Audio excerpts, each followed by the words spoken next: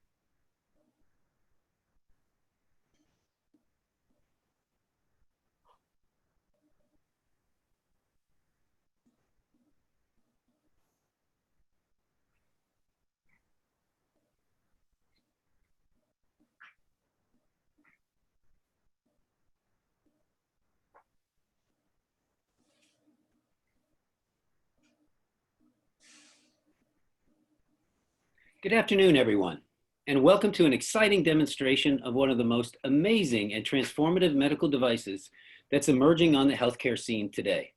If this is the first time you're seeing this machine and its software, you will remember this day.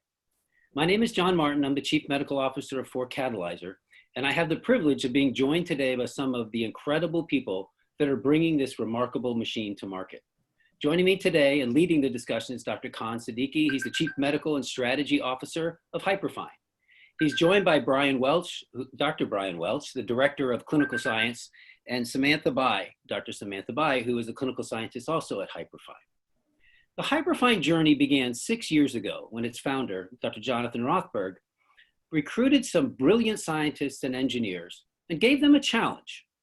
This challenge was driven by Jonathan's passion for democratizing healthcare, and he wanted to do the same for MRI. He said, make it orders of magnitude more affordable, make it portable, make it easy to use, and then it'll be available to the masses, he said. Break MRI from the confines of those leaded rooms and unleash the power of magnetic imaging to a place that seems unimaginable to most of us in medicine, the bedside. Now, years later, with a team that's grown to more than 40 people, that challenge is being answered. Already in use in trials across 6 different institutions, in emergency rooms, neurointensive care units, and pediatric centers, with a waiting list of new users and new indications growing by the day. Today, we're going to demonstrate this device for you, review the technology and specifications, and highlight some of its remarkable features. But first, I want all of you to stop for a moment and imagine this scene. Unfortunately, this scene happens far too often. A child, maybe your son, is struck by a car while riding their bike. Loss of consciousness occurs and he's rushed to the hospital. You, unfortunately, rush to the hospital but are now stuck in an emergency room waiting room, sitting there waiting, anxiously waiting, no information. The nurses come out, they tell you, your son's now awake. He's conscious, but we're sending him off for a CT scan or an MRI. But you can't go with him. You are sitting there alone in that waiting room. He's alone, and you know he's scared. You desperately want to be with him, to reassure him, to reassure you. Now imagine a different world. Now you're with your son in an emergency room, sitting with him in the bay, and someone rolls in an MRI machine to your room.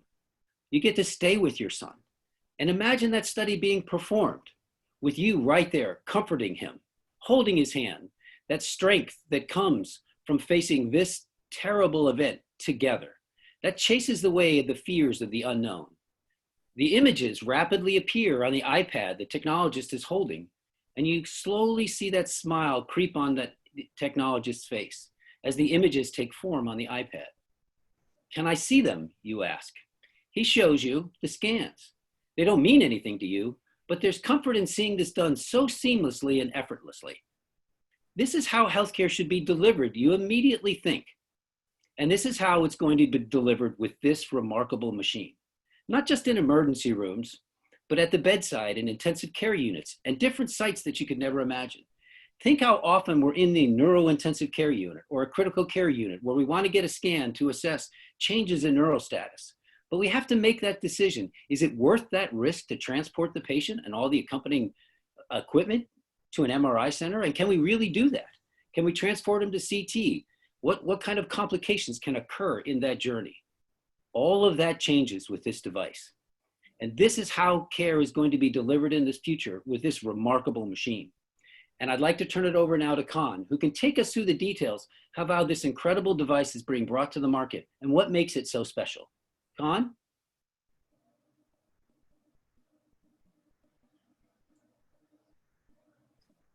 I hope all of you are really good at reading lips, because right now Khan is muted.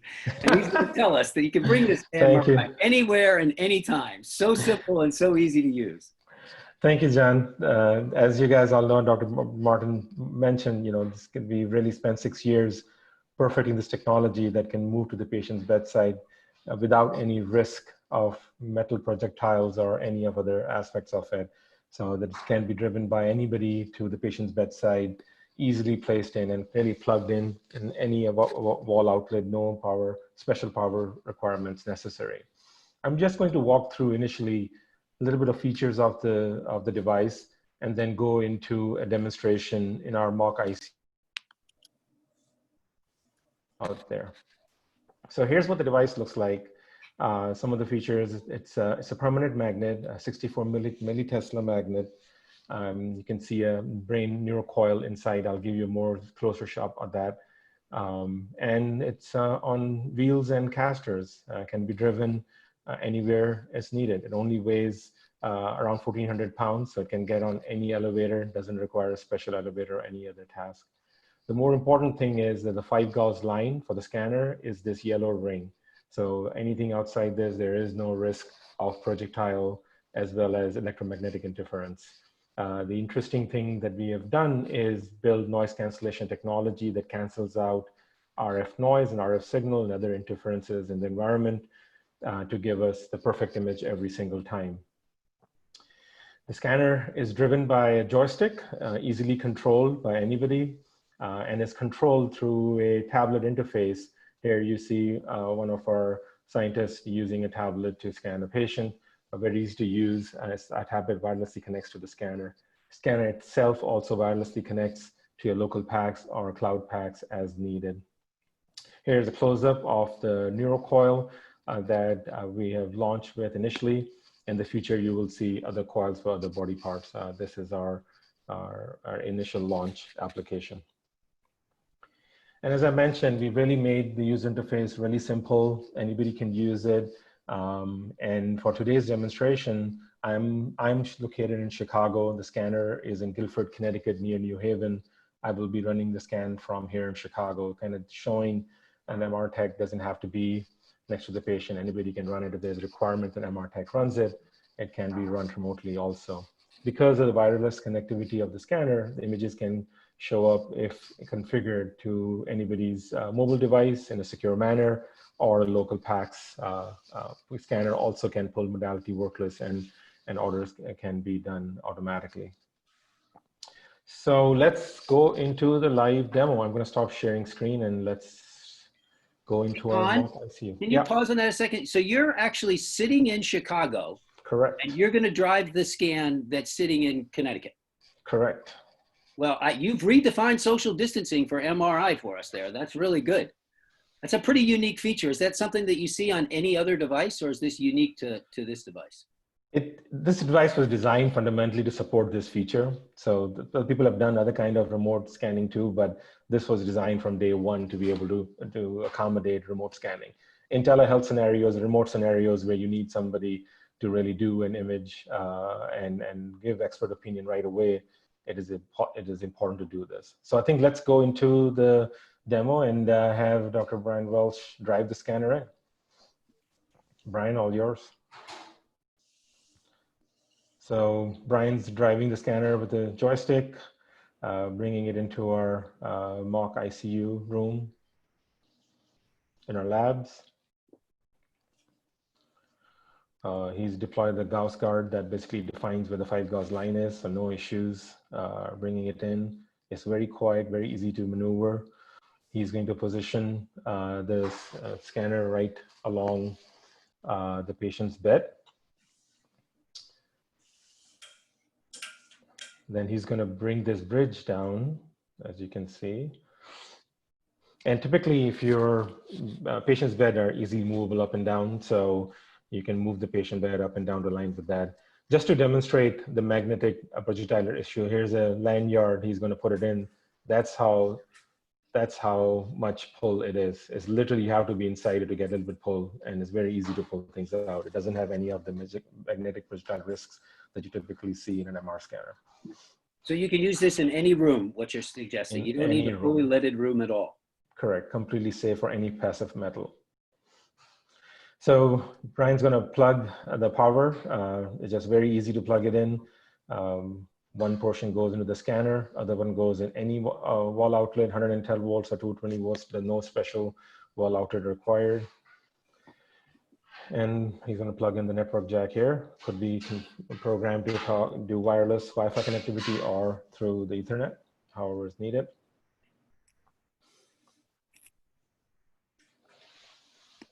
And now we're going to, here's the control panel just to show how the scanner moves and the joystick on the left.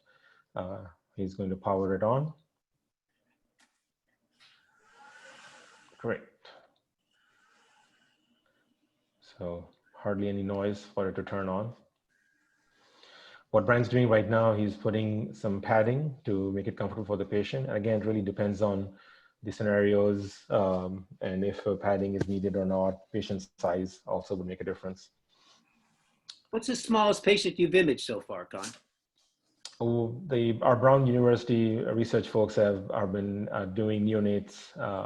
So far, our device is cleared from FDA currently for anybody 2 years and above, and we are pending approval for even neonates right now. Correct. So do we need to pause here and have Sam take off her watch? No need to do that. Sam can have her wallet, cell phone, watch in the pocket. No issues with any interference from that. So Dr. Samantha B is ready to get scanned. If we are ready, boys, let's go.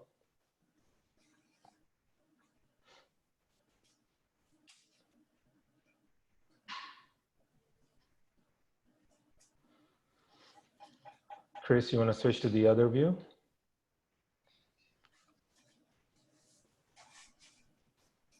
Perfect.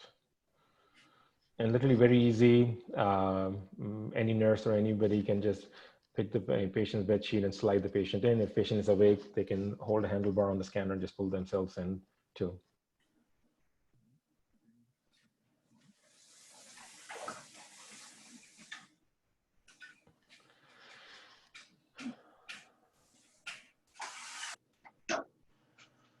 Perfect. All right, while Sam is getting comfortable there, I'm going to connect to the scanner and start the scan.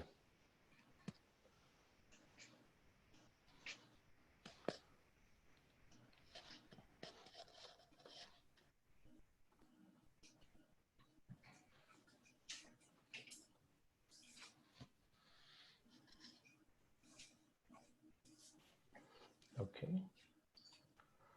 So Brian's plugging in the pulse oximeter, showing no issues with interference from anything. Any special training needed to run the scanner, John? So the team trains anybody that is needed for a few hours when we come in, but we've had sites that from delivery to scanning have done the scan the same day. Interestingly, one of our researchers have been trained their 4-year-old to know how to run the scanner. So literally anybody from residents, interns, these assistants, MR techs, nurses can run the scanner. So let me share my screen and then we'll start the scan. So it's very simple user interface. I'm just going to add some information. Again, this, if it was modality worklist was enabled, we can pull all this information through there.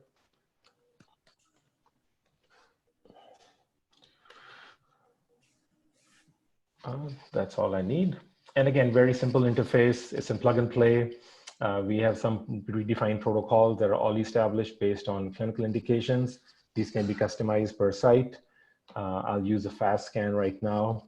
And it's very easy to change. So if I want to remove certain, let me start the scan and I'll show. So initially we'll do a pre-calibration scan just to understand what the noise environment is and then correct automatically for that. The sound is on in the ICU. So if there's any noise that is coming in from the scanner, you'll hear it right away.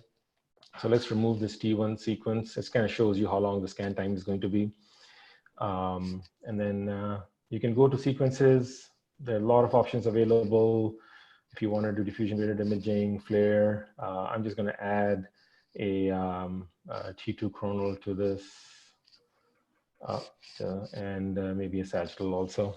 Well, let's do the scan and then we'll see how it goes. Once the scan is done, we do immediate iterative scan development. So meaning that you'll start seeing images show up immediately when only 10% of the scan is started. That's the noise you hear from the scanner. It's really, really quiet. And then you can visualize the images right on the scanner. This kind of shows you what the total scan time is going to be from the sequences that I've selected, some links on information, even the launching packs directly from here can be configured also. There's some information from troubleshooting point of view, and then some of the specs on the gradients and amplifiers for the scanner and how they are. So let's go back to the exam. About 20 some seconds left.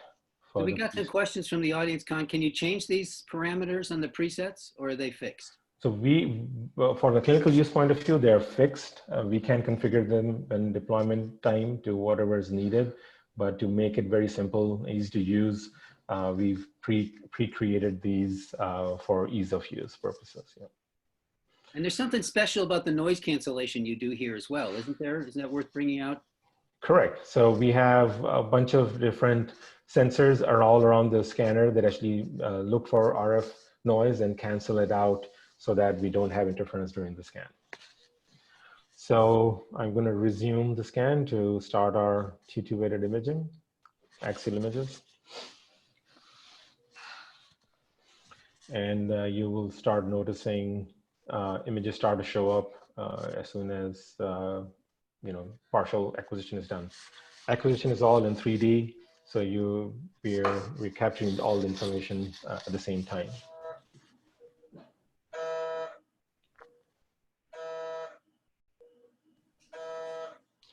So I think there's a question about how many Tesla this unit is. So it's a 64 millitesla or 0.064 Tesla scanner.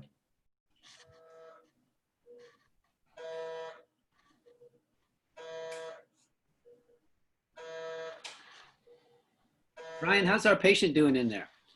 She's doing great. Her pulse is steady. I can see her pulse ox during the scan. No interference with that device, that patient monitor. She's very comfortable. We've got her foot rest under her knee rest, so she's comfortable. She's probably taking a nap.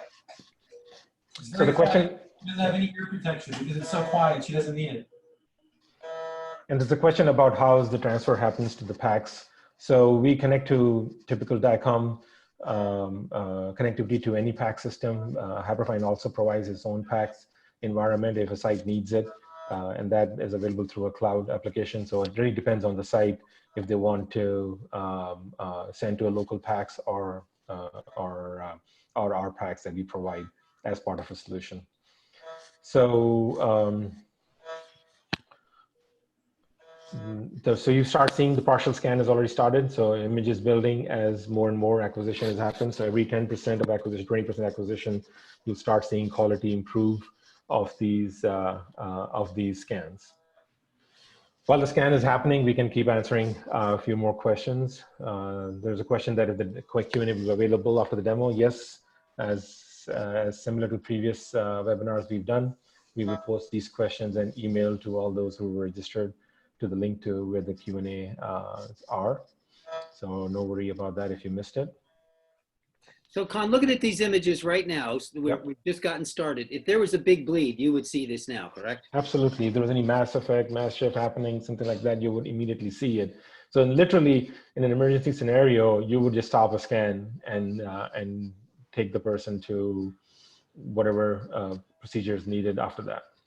So I guess if we're thinking of someone with an acute stroke and a neurologic deficit, we could make that decision right here, whether or not thrombolytic therapy or some kind of intervention is appropriate based on the presence of a large bleed. So if something big is there, you'll immediately see it. You know, typically you would wait for diffusion weighted imaging if you're looking for a smaller lesion, but something big will really be obvious on these images. And what size would you say? So if we were saying you're going to target, what size lesion are you going to see with the 64 millitesla system? So our resolution is about 1.2 millimeter in plane resolution and 5 millimeter slice thickness right now. So anything larger than that, we should be able to see. In our clinical sites, the smallest we've seen is about a centimeter lesion. We have not imaged anybody below that yet, but that's the limitation of this we have. It's a good size when you think about how big a deficit, if you will, that you see on DWI, where you would actually take somebody for an intervention. So it actually has, there's a really good question that's posed here, and that is, in any of the quality studies that you've done so far, have the images there had any impact on clinical decision making? Yeah, that happens all the time, especially in some of the COVID sites that are using it more in the clinical capacity rather than research capacity. They are making decisions on 1/3 of the patients. Management is changing because of what they see on the scan. The question is, I'm answering this question live on the ED use. So there are a couple of sites that are currently using it in emergency department to assess stroke. More sites, more welcome. That's a very obvious use case, especially in wake-up stroke scenarios where you don't know the duration of the symptoms of the patient. MR is now the primary indication, primary modality to screen those patients for that.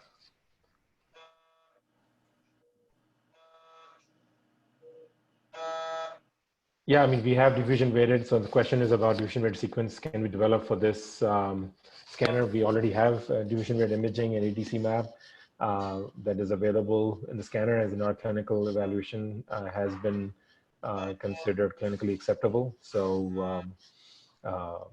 you know, again, this new technology, we'll learn a lot more uses and indications as is deployed in clinical use. There was a question about whether or not we're considering veterinary use for the device. And I say this with the dog sitting on my lap right now, trying desperately to keep her quiet. I think we get those questions a lot. I think definitely in the future, those are the applications where we will expand our business. Right now, we're focusing on human use only. And what sites do you envision using this device? So we talked about the emergency department and a neurointensive care unit. What other locations are you envisioning? I think this form factor really enables two main scenarios: portability and access, right? So scenarios where patients are difficult to move, or scenarios where there's just no way to put a dedicated MR scanner, right? So you can imagine in urgent care centers, you can imagine these in sports scenarios. You can imagine in retail scenarios where the scanner now is where the patient is. The idea really is to make the patient the center and convert imaging into a patient-centric imaging, where instead of patient coming to the scanner is actually going to the patient. So it really opens up opportunities beyond what is out there. So let's see where we are with our exam.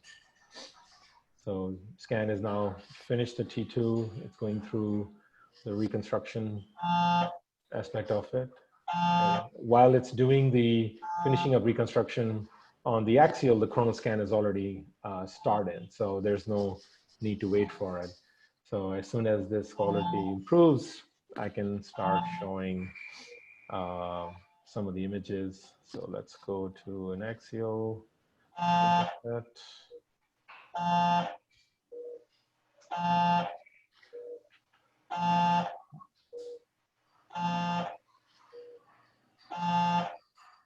One of the things I'm noticing, Con, on this webinar is the noise I'm hearing from the scanner is actually louder than what I typically hear when I'm in the room. I guess that's a function of the microphone from the webinar. Yeah, it's right on top of the scanner. That's why Yeah, okay. you're hearing it. I'm going to say this is louder than what I usually recognize here. Usually you walk by the room, you can hardly tell it's on. Yeah, exactly. So while the scan is happening, here's the coronal scans start to show up. So, I mean, you can see the image quality right now, these T2 axial images, pretty good. Perfect normal brain, Dr. Sambi's brain. No issues here.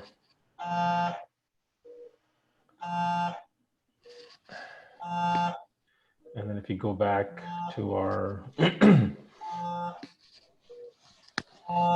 you start seeing coronal data sets show up as soon as 20% of the scan is complete. Let's do some more questions while the scan is happening, John.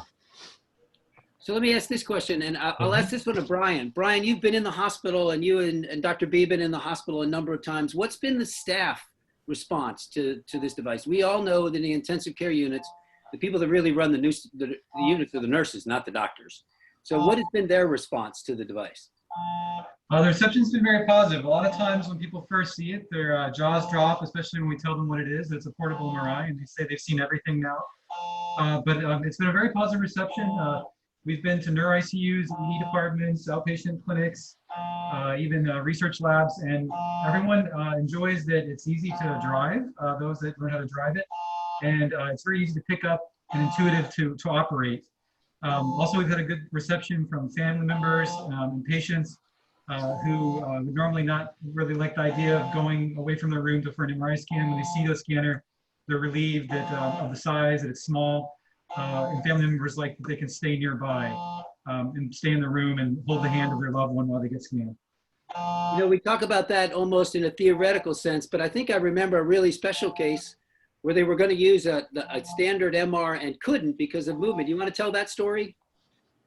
Yes, that happened at the Advanced Baby Imaging Lab in Rhode Island at Brown University.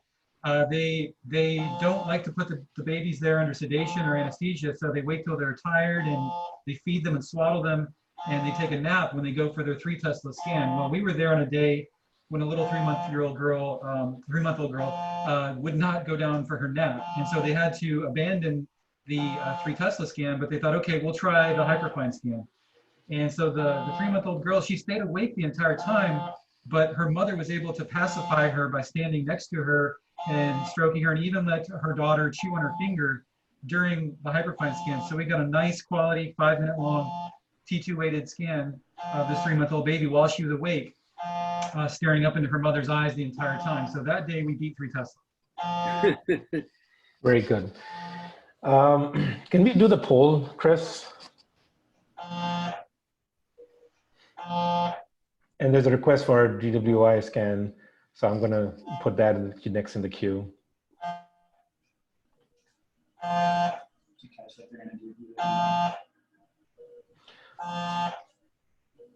Wait, I don't get to vote. Why don't I get to vote? What is this? No, John, we've disabled your ability to vote here. I don't want you to influence these questions. Hey, Brian, how big is this? So is it fitting into standard rooms? Have you had any issue with moving it through hallways, into elevators, into rooms? There's been a question about, will it fit? How does it compare, say, to a portable x-ray machine that runs around the hospital?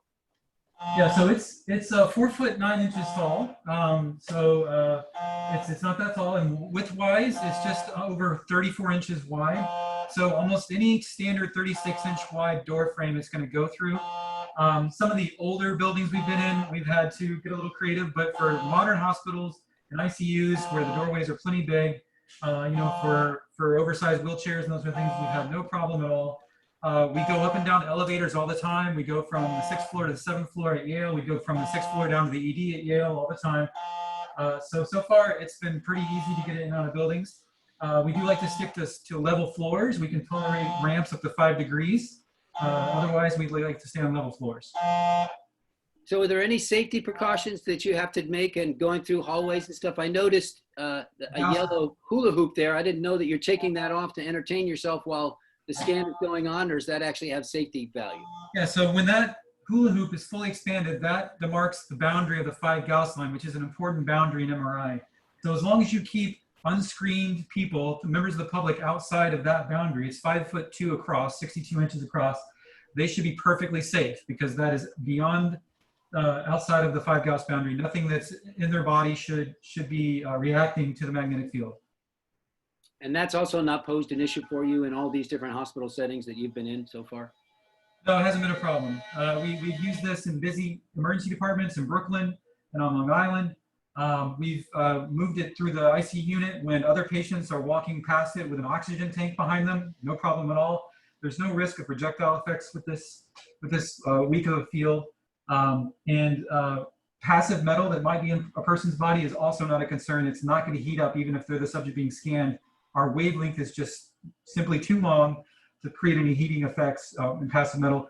The only thing you want to check when you're a user is if there's active implants, you need to look at the MRI safety labeling for that particular device. And many of those devices will be safe at our field strength, but you just got to check the labeling.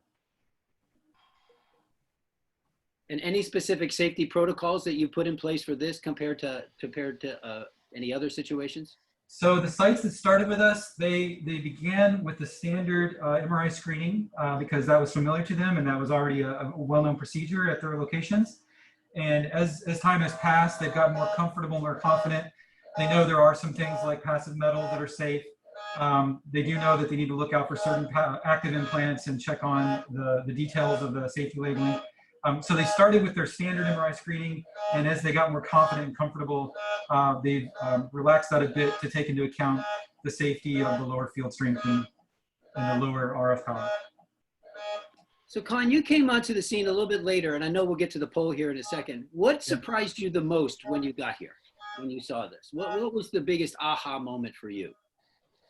I thought it was a very fantastical idea. It was more fantasy that physics just doesn't allow this kind of imaging happening on such a low Tesla image. So that was completely, I had to see it to believe it kind of scenario. And then I was totally blown away when the team showed me the images when I first visited the scanner. It was mind-boggling. I did most of my work in pediatric MR, so used to sedating kids and even anesthesia to kids, or it just seeing those babies being imaged with just holding their mom's hand was just blew my mind. I mean, I used to be director of MR at University of Maryland, right? So the fights I used to always have with staff, bringing ICU patients down. It used to be a full expedition, right? You need to bring not only the patient, but all the equipment, the nurses, and somebody else coming down, and somebody has to manage all the patients that are not being managed by the nurse from the unit who's downstairs. So it used to be a huge expedition just to get anybody from the ICU image. And again, they're always late, something else happened, scanner sitting empty, waiting for them. So just those scenarios kind of go away in this use case. A lot of time, especially in the ICU scenarios, we don't do serial imaging because of these reasons and rely on clinical symptoms more, or other ways to understand status of person's stroke or other conditions. But here, you can just put the scanner in the patient room and keep imaging again and again to see what is happening. So you want to talk about the poll results? So, so if you look at the poll results, and I think I think everyone has the ability to see these. If not, the Neuro ICU came in first, but there was a close second with the emergency department, 37% to 31. Yeah. Pediatrics, I'm a little surprised by this, came in at third at 23%, and stroke rehab at 9%. Interesting. Are you surprised at all by these results? No, I mean, I thought peds would be a little bit more than that, just being, again, I'm biased from my experience, but yeah, these are the most common scenarios in acute care settings. I mean, we didn't ask about non-acute care settings in this poll, and I'm sure people had a lot of other interesting ideas where they would use the scanner. Yeah, it's interesting. We talk a little bit about the opportunity in the developing world because of the incidence of hydrocephalus. Have we had any experience with that yet? Yeah, we have a clinical site at University of Pennsylvania that is actually studying hydrocephalus on our MR imaging, as well as there are a bunch of other foundations that have bought scanners from us to understand hydrocephalus related issues in limited resource countries. So yeah, absolutely. I'm just going to go through the coronal data set that we acquired for Dr. Bay. So looks pretty good. Diffusion imaging is almost done.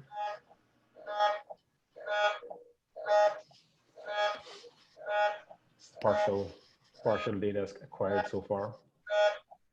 So how sensitive, Brian, maybe you can answer this. How sensitive is the machine to power fluctuations? Well, we operate off standard power outlets, and we just need 10 volts and 15 amps. We actually use much lower than that in terms of max amperage. I would say that if you were in a situation where the power quality was a question, we are actually able to operate off of battery packs that you can buy off the shelf, and we've done that here in the lab, and we're actually planning to have that as a backup solution for some of our developing world low middle income country sites. So if you did think that your power might fluctuate, we can very easily run off battery packs that would have nice clean power. There are very robust medical grade power supplies in the bottom part of the scanner. All the electronics are down there. There's no hidden electronics. You're seeing everything in front of you on the broadcast. It's a fully self-contained MRI scanner there. And Brian, we've also run the scan on a power generator too, right? So yes, gas power generator you could also. Yeah, you can run off a gas power generator. We've done it here at the lab. You just want to make sure that the generator's set, that it'll not go into power saving mode, and it'll work just fine. So the only thing left to test now is solar and wind power to run this thing, right? Is that the other two you got left? Yes, so we're Tour de France cyclists. Those my work. It'll be the Flintstones have a bicycle next to the machine, and you can ride your bike and power your MR machine at the same time. Yeah, we use anywhere from 200 to up to a peak of 900 watts. That's the peak. Typically about 300 watts, which one of those cyclists could do pretty easily. Yeah, that's how much a coffee maker uses, right? Cool. So there's a lot of questions here, Brian and Con, about sensitivity compared to CT.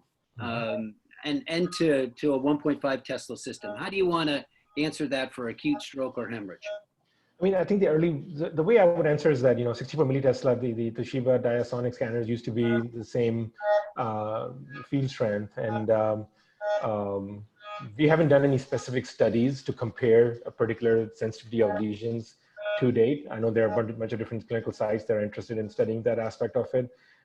But so far when we've done comparison of different type of lesions, we've seen pretty comparable lesion morphology between 1.5 and our scanner. So I think obviously being a very low field strength, there is contrast differences in how the lesions look and things like that. But overall morphologically, there should be no difference.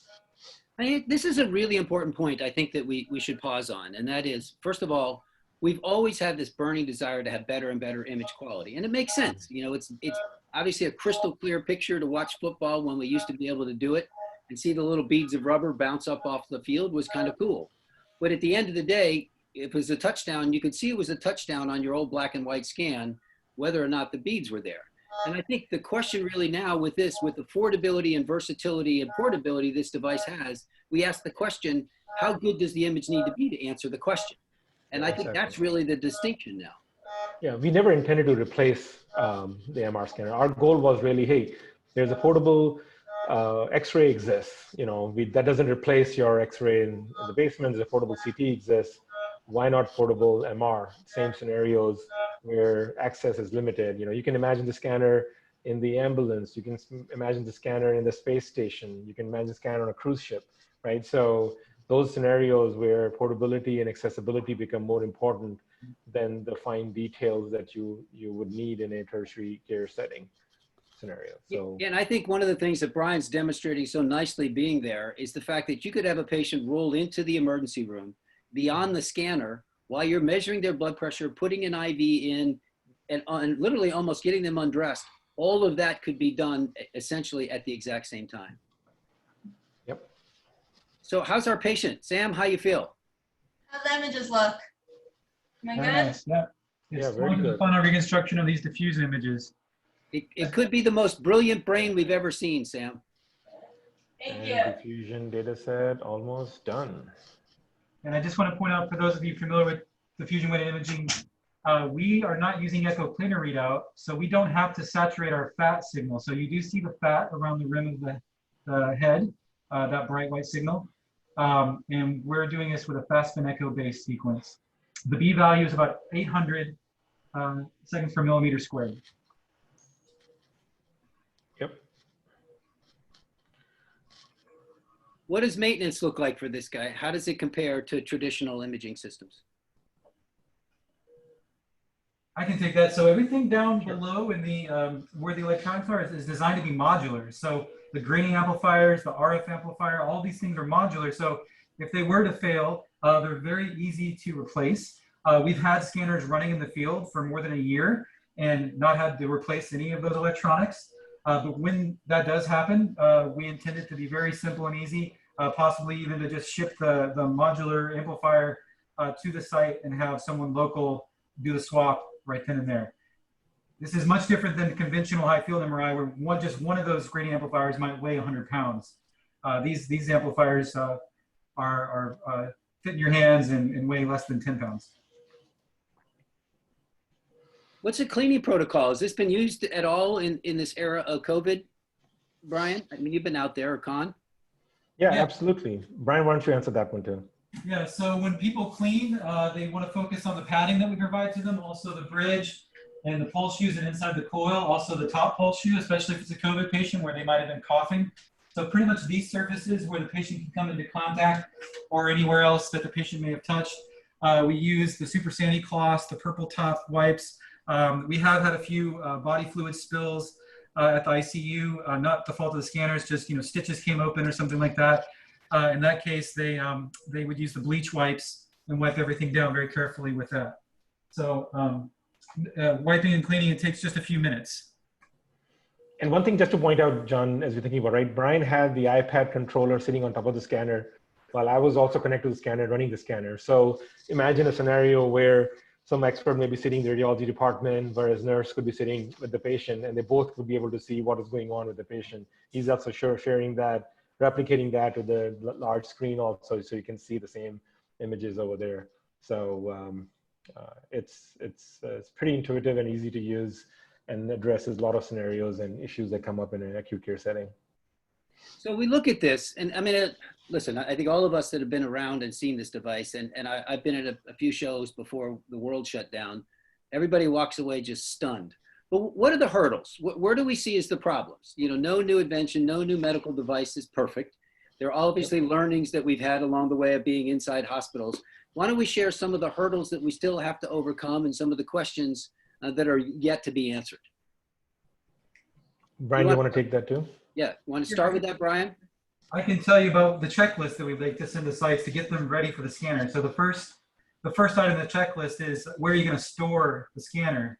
Especially if you want to keep it nearby in the ICU or nearby the ED, you do need to have a spot for the scanner. Fortunately, you only need about a 4 foot by 4 foot spot on the floor. We do like it to be in a controlled area that's not accessible by the general public. If you can't find an area like that, we actually do have a scanner garage that you can park it in. We use that at the Yale ED that closes up around it and contains the 5 Gauss line and it's locked. So first question is where are you going to store it? The second question to answer is who's going to be the driver of the scanner. And even though it's very simple to learn how to drive it, but every hospital and site's going to. Oh, we lost Brian. So let's see if he joins back in from the room. So Con, you said your background was in pediatric MR. Correct. And so you've been around this device now with your colleagues, all of whom probably were naysayers that this wasn't going to work. What's been their response, and how have they interacted with you now that you've taken on this role? It's been pretty fascinating to see this and the demand coming in. I get calls pretty much on a daily basis from asking for a scanner and unit immediately, especially for neonatal indications. We're hoping to get our neonatal approval later in this year, and can't wait to have these going to pediatric sites. We have some deployments coming in pediatric hospitals in the next couple of months. So as imaging is done over there, we'll be talking about it, and I'm sure we'll do a webinar on neonatal and pediatric imaging pretty soon. What's the weight limits on the machine itself? I think the weight limit is around 400 pounds as the bridge that can handle that much weight. So it's pretty heavy. Patients can go in for the scan. And is this an app that runs it? Do you download an app from the Apple Store, or does it come on the iPad? How does that function? It's running on a browser. So I was running on my computer on a Chrome browser, and Brian was running on an iPad on a Safari browser. So it doesn't require any app downloads. So you just actually, how do you log into the system then to do that? What is the technical way to, I mean, I can't jump on my phone right now and run this, right? No, so it's running, obviously it's going to run inside the hospital network. We set up all the accounts and everything that is needed to log into the device, and whoever needs those accounts are set up as a part of implementation of the device. And before I forget, because I'm a vascular surgeon and we forget things all the time, we're not as smart as radiologists.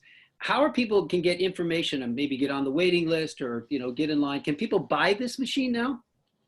So they can go to hyperfine.io, and there's an option to pre-order the scan now for delivery in September, October timeframe. So yeah, absolutely, you can do that. They can put more information in. We can reach out to them. Yes, we can hear you now. Brian, can you hear us? Yes, I can hear you. Are we back with you? Can you hear us? Yeah. Yeah. Sorry about that. Our Zoom room calendar ended at 2:45 p.m. on the dot, so we're back now. I don't know if Khan picked up where I left off. I was just going through the checklist. It's usually storage, who's going to drive it, who's going to operate the scanner. We do like to be on the network in order to access our cloud packs or to access the local hospital packs and the modality work list. So you have to get us on the network. And then you just have to decide who's going to be ordering these exams and just the workflow of who's going to be helping get patients in and out. Like at ICU, usually it's the primary nurse with some assistance from colleagues. Those are the main hurdles. Awesome. I think we are over our time. There are more questions. We can keep going for a while. Otherwise, we can end it here.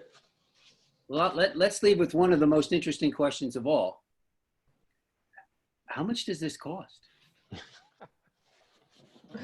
It is extremely cheap compared to your traditional MR scanner. It's less than the maintenance contract you would have for a traditional scanner. We have two different models. One is a more subscription model, so anywhere between $7,000 a month to $5,000 a month, depending on how many scanners and duration of the contract. And if somebody wants to buy it outright, there's a hardware purchase price of $50,000, and then a software license on top of it for, again, $4,000 to $5,000 a month. And then that includes everything: maintenance, support, software upgrades, any other sequences that are coming out, unlimited cloud storage, PACS access if you don't have yours, all of the above included. Wow. That's a little bit different than $1.5 million for a machine and another $500,000 for a room. Really, our goal really is to reduce cost to the system and make it really cheap that, it's no-brainer to use. So people can get on a waiting list now. What's the kind of time frame for when we're going to start seeing these roll out of the Hyperfine manufacturing process, so people can have them in their hospitals and start planning accordingly? So we are rolling out in limited capacity right now. We're focusing initially on our research customers that we've partnered with. And then later in this fall, we will start shipping commercially. By the time our second 510K for neonatal will also be done. So we will use shipped scanners with expanded indications. Well, I think this has been a remarkable demonstration. I certainly know that it certainly exceeds the imagination of most people when they picture an MRI. And I think the clinical scenarios are there. The applicability is there. I think the value proposition, one of the things that's really interesting with COVID is you got hospital systems all across the planet that have been crushed with COVID and are looking for ways to have a different economic plan inside their hospital. And this is certainly one. Sam, any other comments you might, that you've been in a lot of these different ICUs, and we want you to be more than just a patient here today. You've had great experience. Anything that's been unique for you and your extensive experience that you'd like to share before we close? Our experience at Yale has just been phenomenal. We work with their neuro-intensive care unit group there. The nurses are active there. Research assistants are actually running this scanner, so it's not trained technologists. So just seeing it all come together and seeing who can be scanned in this unique environment is really tremendous. And I think it'll really open a lot of opportunities in the future to see different things that you're normally not able to see because of how much work it really takes to bring a patient to a typical high field MRI scanner. So I'm looking forward to exploring more of these scenarios.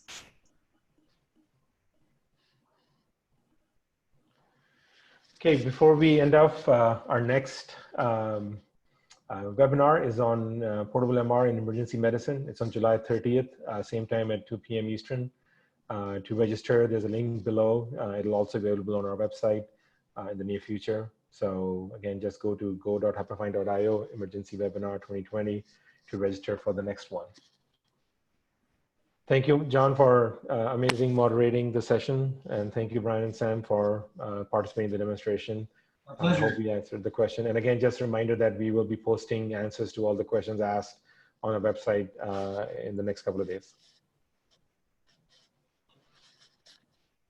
Thank you. Thank you. Thank you very much.